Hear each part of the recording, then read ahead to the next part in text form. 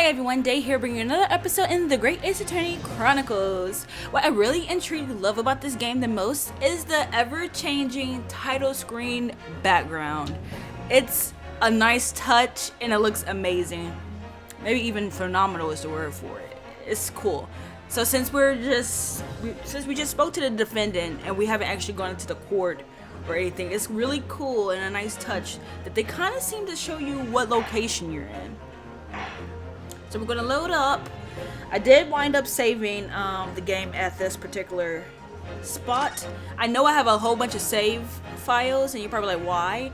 The main reason I have them is so that way after I'm finished with this Let's Play, I can go back to certain areas and aspects in the game and like check out different options to see what, like, you know, the sillier options are and stuff like that. So other than that, I'm doing good. Sounds like the birds are doing good. They're fine up there in the living room. Hopefully you can't really hear that. Or my air, which I definitely need because it's very warm in here. We already read that from the last one. A prelude towards the coming battle. 18th February, 10 a.m. The Old Bailey courtroom. So it's like we have this whole good versus evil type thing going on. It's like you have the white, what do you call that? I literally lost it. What are the scales? The scale of law? The scale of balance? I forgot what that was called. I mean, I've only seen it in the first case, and that was 6, 7, 8 months ago. So this is the highest court in Great Britain, the Old Bailey. The animation in this game is very superb. It makes me sad that Phoenix didn't have a game this well thought out. And hopefully we get that on the Switch at some point, or, you know, multi-platform at some point. It doesn't matter how. Just, we need it. The Old Bailey. The centuries of history in this place is palpable, isn't it? It's so different to the Supreme Court in Japan. It feels both imposing and serene at the same time. The atmosphere almost makes words redundant. Whatever the country, determining the person's guilt or innocence is always a solemn affair. May I say something, Mr. Naruto? Oh, yes. What? His chest is so broad, like, next to Susato. Your eyes look ready to pop out of your head again. I know, but I just can't help it. We have a vampire in the court, ladies and gentlemen. A total, complete vampire. In the name of Her Majesty the Queen, I hereby declare this court to be in session. We are here today to determine the guilt or the innocence of Mr. Magnus Mcgildit. I now call it upon the counsels for the prosecution and defense to declare their willingness to proceed. The prosecution is fully prepared. That must be the Reaper of the Bailey. He really does look fully prepared to dispatch his next poor victim to the underworld. Counsel for the defense, you appear to be Eastern. Do you speak English? Huh? Oh, yes, of course. Sorry. But he asked if the defense was ready, and I couldn't be further from ready if I tried. Those eyes please me. The ponce. They shroud your fear, your doubt, your trepidation. They run wild, clinging to some phantom notion of courage. The quintessential look of a sacrificial lamb. Ugh! A cold shiver just ran down my spine all the way to the tips of my toes. Now, Mr. McGilded. Yes, my lord. You stand accused of murder or capital offense. You could be sent to the gallows if found guilty. Or are you quite sure you wish to entrust your defense to this foreigner? As I've always said, my lord, tests are granting to give opportunities to the young. Even if the fella is a student from some little island off to the far east. Is it not the British way to ignore the dangers to yourself and give those less fortunate a fair chance? I'd like to think that the acts of chivalry do the great British Empire proud. Listen to Mr. McGilded, what a fine gentleman learned has in him. Did you hear that he donated 5,000 pounds to the government the other day? Mother, please, let me go, Emily, and Mr. McGilded. It seems as though everyone in the public gallery is firmly behind Mr. McGilded. So I guess it really was just the persecution that stopped him from having a defense. Seems like an upstanding fellow. That's definitely welcome news, and he certainly has a way with words. I'm surprised he couldn't convince anyone to defend him. I don't know, I guess we'll just see what the prosecution has in store. Eloquently put, Mr. McGilded, and most laudable sentiments. Now, ladies and gentlemen of the jury, I'm sure I need hardly remind you that you 6 members of the public have been selected for your impartiality. Are you ready to proceed? This my man's flipping a knife. Yes, my lord. If the task is to send waters to the gallows where they belong, I'm more than ready. At the manor, his lordship always says we should dispose of rubbish promptly. Naturally, I agree. Ha! Any criminals here will so be wishing they never set eyes on me. Okay. Is he drinking alcohol in a court of law? I feel a chill. Oh, don't mind me, my dears. I've just been getting on with my knitting. Must finish these mitts for my grandson. Ah, Mr. Naruto, those people are... The jury. Yes. There's something we don't have... Well, that's something we don't have in Japan yet. That's right. I've only ever read about it. But here in Great Britain, the court's final verdict depends on the opinions of these 6 jurors. The judge passes sentence according to the law, but the jurors determine guilt based on common sense. So the defendant is ultimately judged from 2 completely different points of view. But how exactly do the jurors give their verdict? That I don't know, but... I'm sure it will become clear as the trial progresses. Another facet of the Great Ace Attorney, not the Great Ace Attorney, that the Great Ace Attorney does that the Ace Attorney series didn't. It was also shown within Phoenix Wright versus Ace Attorney. Phoenix Wright, Professor Layton versus Phoenix Wright. That was a very good game, and God, is it hard. It's pretty much hard to get at this point. It's one of the more rarer specimens on the 3DS Spectrum, and I'm so glad I have my copy because I love it. If you don't have it, it might behoove you to get it before, I want to say March of next year when the eShops go down. At least try to get it in some kind of fashion. I would say physical for the way, but everyone to each their own. I'm sure it will become clear as the trial progresses. Yes. Prosecutor Van Zeeks. My lord. It's been a number of years since we've seen you here in the courtroom. I thought you'd renounced your fame. I'm known as the Reaper of the Bailey, my lord. Infamy rather than fame, I would say. But yes, 5 years have passed since I last spread my wings in this capacity. So he is a vampire. Spread his wings.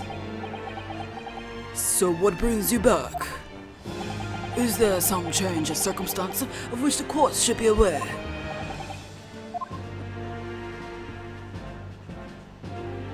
Such a gesture.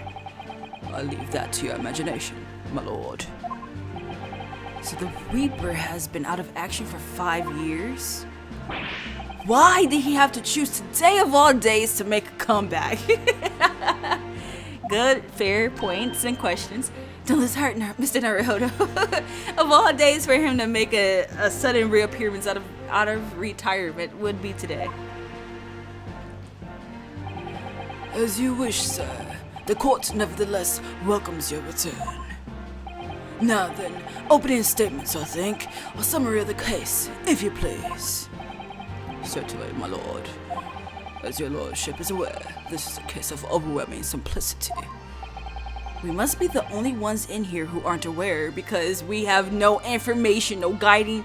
Look, let's take a quick glance at our court record, shall we?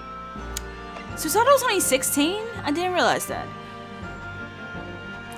So these are, okay, so Magnus Mcgildit is 48 years old. The defendant in this case, he's an incredibly wealthy philanthropist with a wonderful reputation in London. I'm to defend him as a test of my worthiness to become a lawyer. Oy, when I think about how 48 is sneaking up on me, I hate it. I'm not in my 40s yet. Don't worry about that. A prosecutor known as the Reaper of the Bailey. Supposedly, the souls of those he prosecutes are eternally damned, one way or another.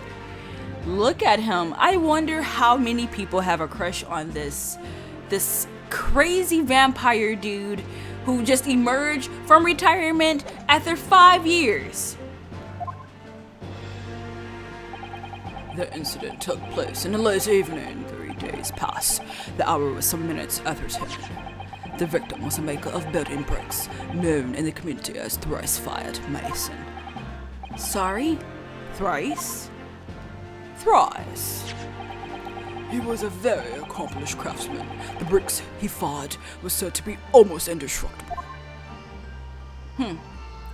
Oh, that's pretty clean cut. The victim's corpse was discovered in an omnibus in service in the streets of London at the time. Oh, that was Van Zeek's, but I'm not going to repeat it. A dagger that had been thrust into the victim's abdomen is believed to be the ultimate cause of death. This poor man.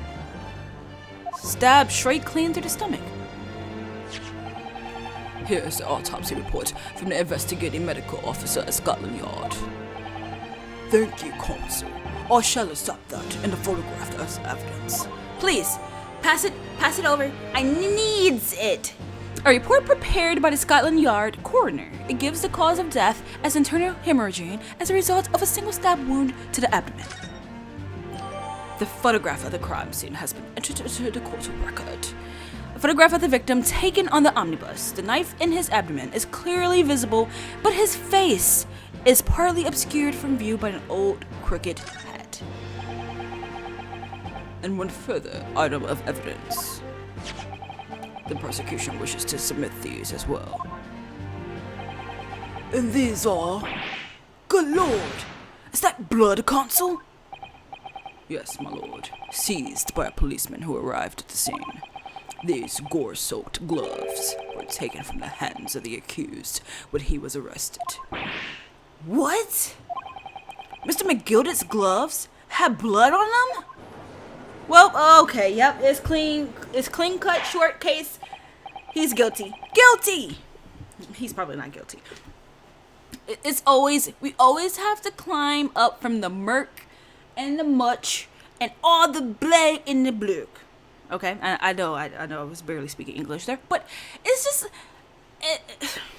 if you're not working from literally 6 feet under and trying to claw your way out of your tombstone grave, it's not an Ace Attorney game. Yes, I will accept these as evidence as well. The defendant's leather gloves have been entered.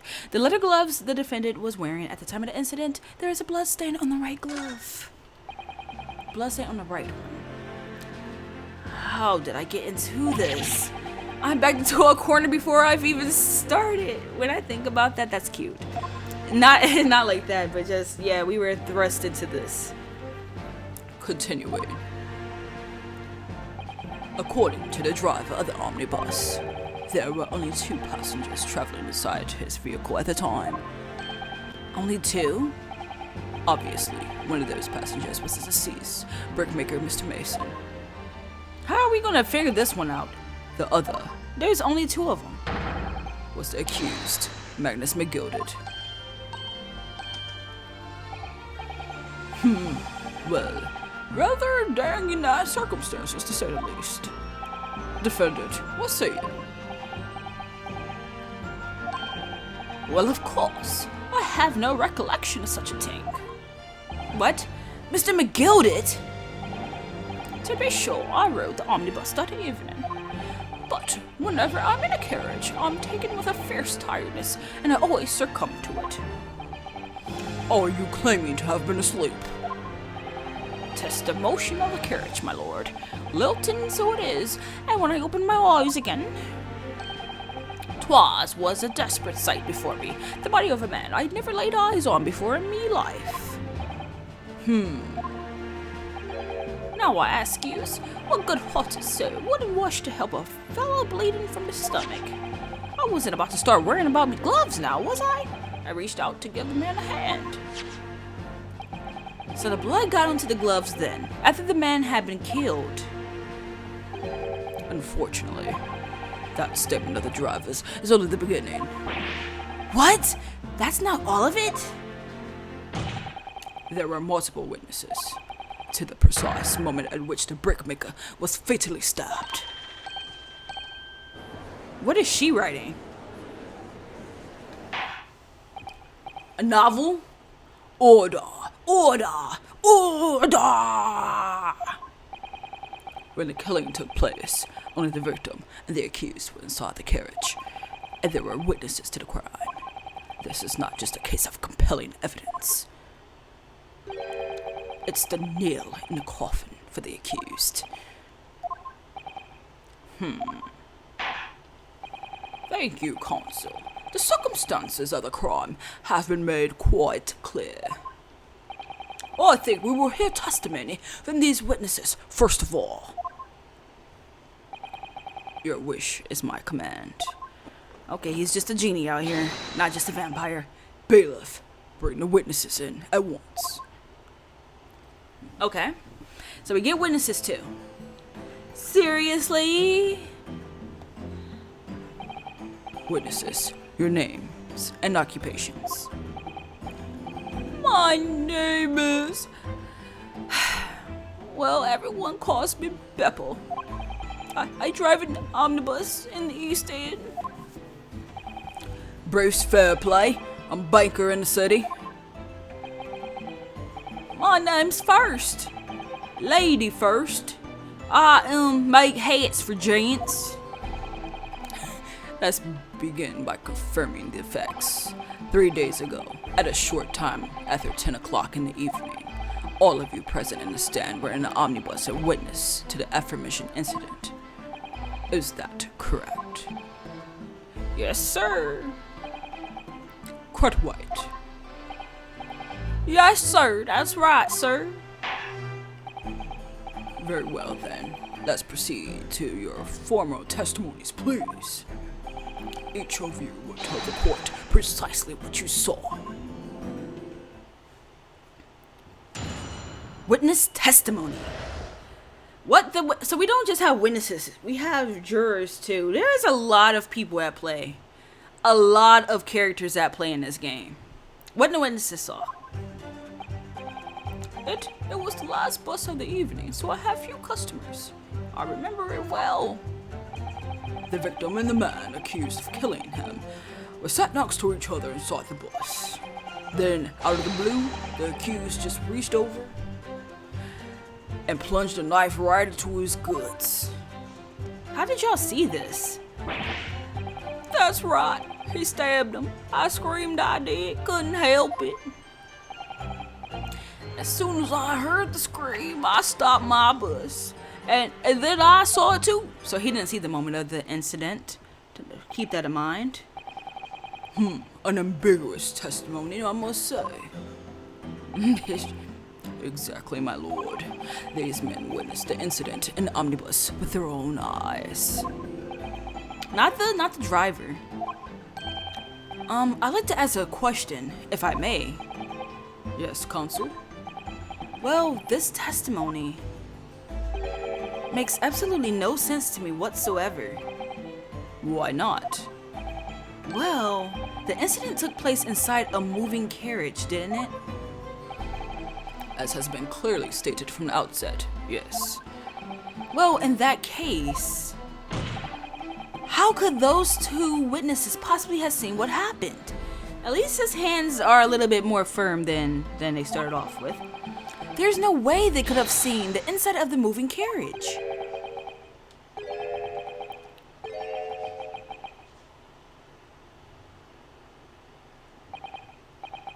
How quaint.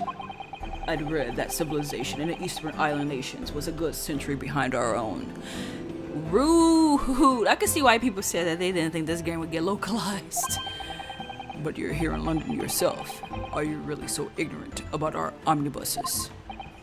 Huh? Tell me, my Nippons friend, have you ever traveled in an omnibus? I'm guessing that means Japanese, but to verify, I am definitely going to have to look that up because that's the second time. I think the first time was Susato saying it. Was maybe not Susato. She wouldn't. Would she say that? Yeah, probably Nippons. Well, no. I know Nihongo is like Japanese, I want to say. We only arrived in London this morning. No matter. I've arranged for us all to see for ourselves the actual scene of the crime, that is. What? Do you mean the actual scene? How? I just noticed that you could see people in the gallery, like just literally shadows and silhouettes. That's so cool. A carriage is designed to be moved, after all. Presumably, you understand that much. Yes. The omnibus in which this bloody crime took place is here today, in this very building. Here? What? The entire carriage? You took the entire crime scene and brought it in here? Bailiff, bring forth the shrieking omnibus. London 5th Avenue, Job Masters, London head office, Baker Street, O Street, and City of something. So that's an omnibus. The omnibus. I can't believe they could bring something so enormous in here. Great Britain's courtrooms are amazing. As you can see, the omnibus is pulled by 2 horses and can carry up to 8 passengers. Oh, it carries 8? 4 passengers seated inside in the enclosed cabin, and another 4 on the rooftop deck above. Every Londoner knows this. Maybe not every, but a good majority, I would say. That the best views of the city's architecture and sights are to be had from the top of an omnibus. If I was to take a tour of London, I would like a seating arrangement like that. And I should point out to our foreign guest that there is a skylight in the roof, allowing a view of the interior from the seats above. Okay. A skylight. Oh! The penny drops at last, I see. These 2 gentlemen were occupying the rooftop seats on this omnibus when the murder took place. Well, why didn't you say so? I thought they were just standing on the sidewalk. Silly me. That is how they came to witness the grim incident. Through the skylight. The skylight through the roof. They saw it from above. Ugh, that makes perfect sense. Well, Consul, this is a first. In all my years behind the bench, I've never experienced the crime scene itself being brought into the courtroom. Hey, he's been gone for 5 years, but he's no bit rusty. That is for sure. There are a number of important clues remaining inside the carriage, my lord. I would like to submit the omnibus itself as evidence. With a swish and a sway. That is the prosecution's wish. Toupee, eh? Very well. I see no reason why not. This omnibus is hereby formally accepted as evidence.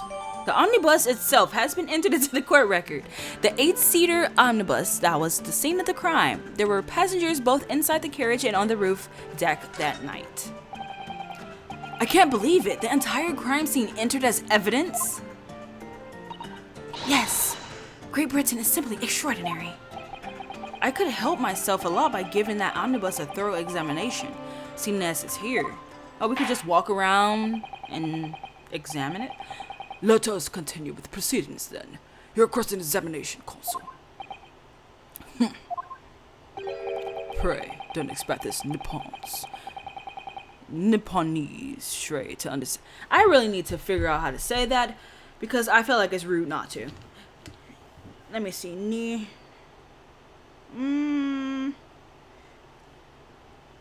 If I can even find Nipponese. Okay. Alright, I feel better about life now. Pray don't expect this Nipponese stray to understand the intricacies of a British court's cross-examination rights. Speaking of, let me actually look at this omnibus, since they said I can examine it. Open it. Okay, I guess we can't open it. Well, oh, never mind, we can't. Well, let's open the door and go inside, shall we? Ugh, the scene of a murder is horrible.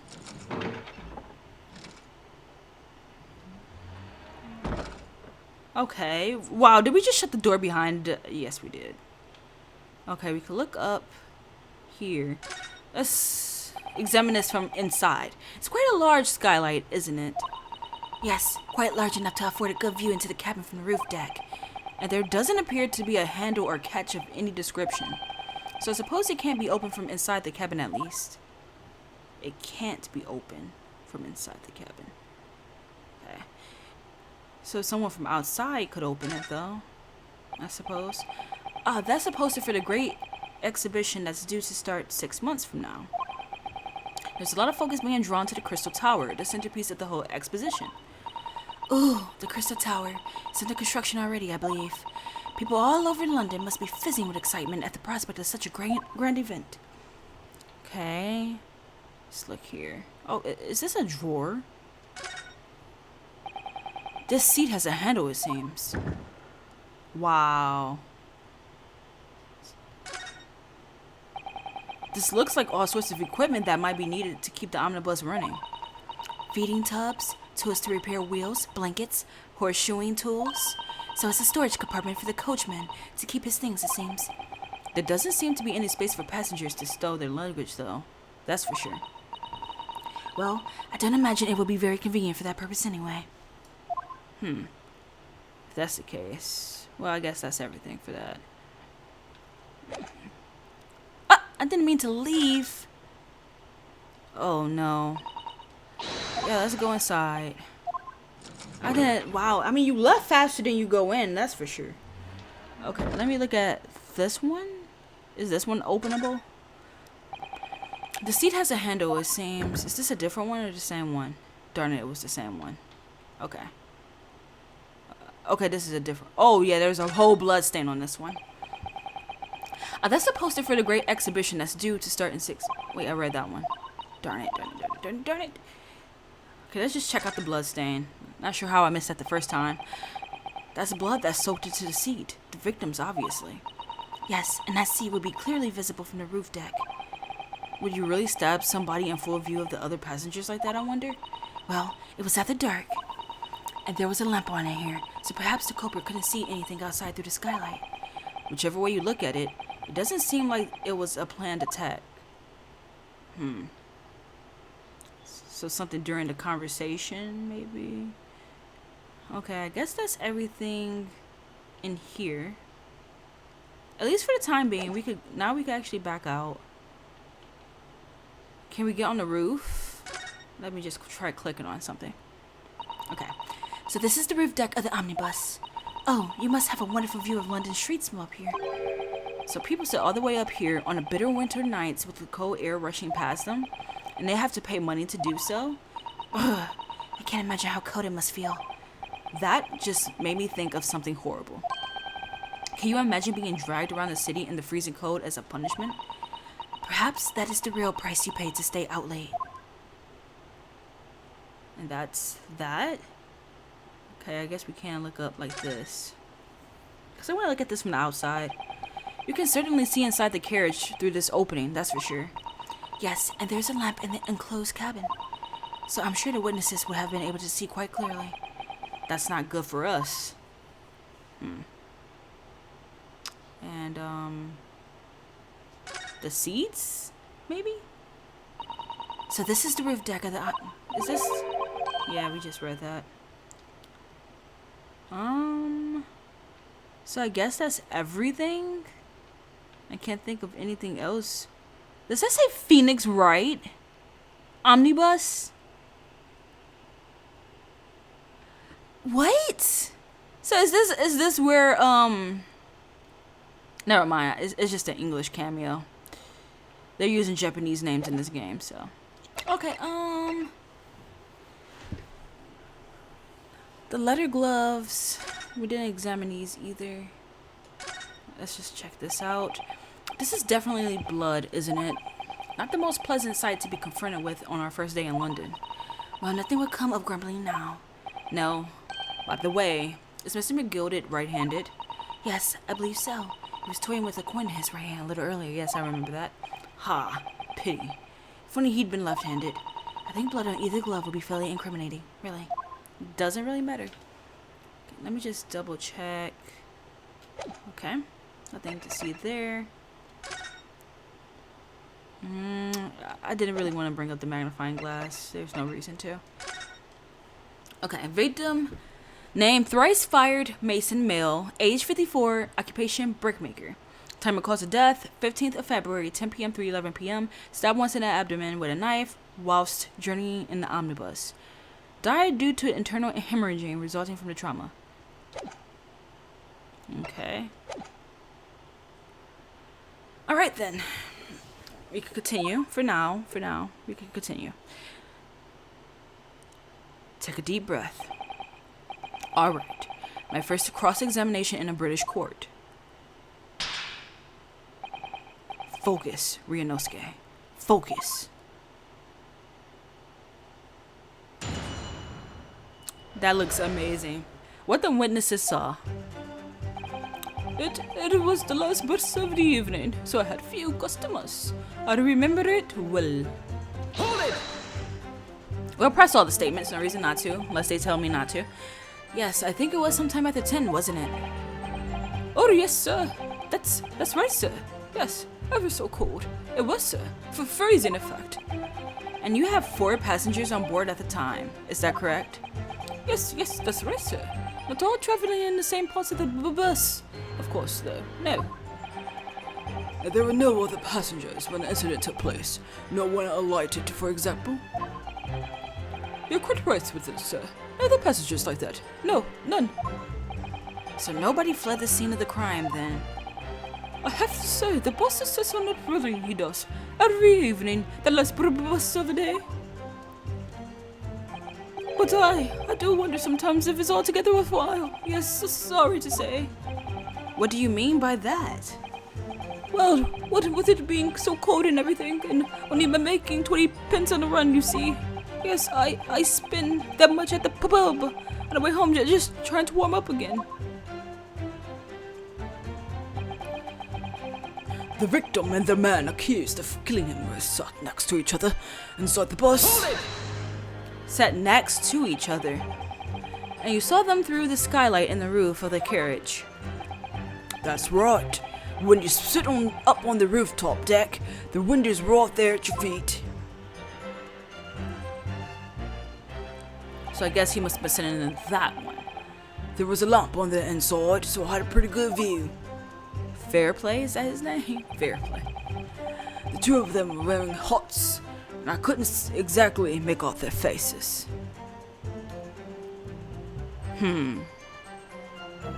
But they were sitting next to each other. But there's not a shred of doubt in my mind that it was Mr. McGilded. The person wasn't wearing gloves in that picture. How can you be so sure? Well, how can I put it politely? McGilded is a gentleman of rather small stature, I couldn't have mistaken him for anyone else. Let's not forget that when the vehicle came to a halt, the only people inside the enclosed cabin were the deceased Mr. Mason and Mr. McGilded. There is no room for doubt here. I really wish there was. Then out of the blue, the accused just reached over and plunged a knife right into his guts. Hold it! You actually saw the exact moment it happened? Didn't know I already testified to that. Oh, a fair dink-dum. Dinkum. Hard-working city bankers, not considered trustworthy these days. Oh, he's a banker? Oh, no, I didn't mean anything by that. This is no good. I've really got his back up. Perhaps you could just tell us what you saw in a little more detail. My lord! Juror number 3, what's the meaning of this? My mind is made up, my lord. Completely and utterly made up. Made up about what?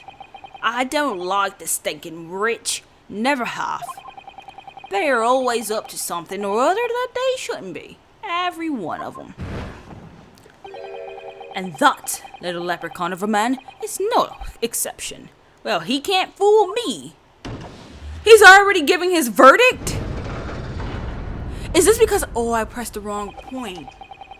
There's no point wasting time listening to any more of this. That's my opinion on the matter anyway. Was he always to do this, or is this because I'm pressing the wrong statements? Holy cow! That is precisely what I was about to say. Oh! As the foreman of the jury, it's my duty to set a good example to my fellow jurors.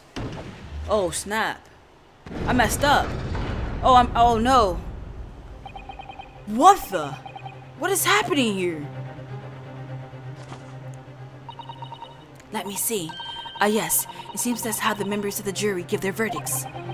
With fire? Apparently, yes. White for innocent and black for guilty. As the 6 members of the jury make up their minds about the case, one by one, they each cast a ball of fire into the great scales of justice, as we saw a moment ago. The great scales of justice, that's the name of it. So if those enormous scales fall completely to the black side, does that mean... Let's do our very best to make sure that doesn't happen. Now I'm even more worried than I was before. Very well. The court acknowledges the change in the jury's stance. Alright, with that said, we're going to stop it right there. I'm not really happy about that, but this is getting ridiculous, and I need a second to gather my bearings because I'm not 100% sure if this happened because I pressed the wrong statement. 2 jurors just changed their minds because I asked a dumb question. That's how I see it. So if that's the case, this is the best game ever. If it was just gonna happen regardless, I wish I knew for sure. But with that said, I am really enjoying this game. I feel like it's paced really well, and it's never a dull moment basically. Like there's always something to do, something to learn, and more trouble afoot apparently because now I really don't know. With that said, thank you all so much for watching. I appreciate it oh so very much. And until next time, I hope you all have a great and wonderful day. Thanks again. Bye.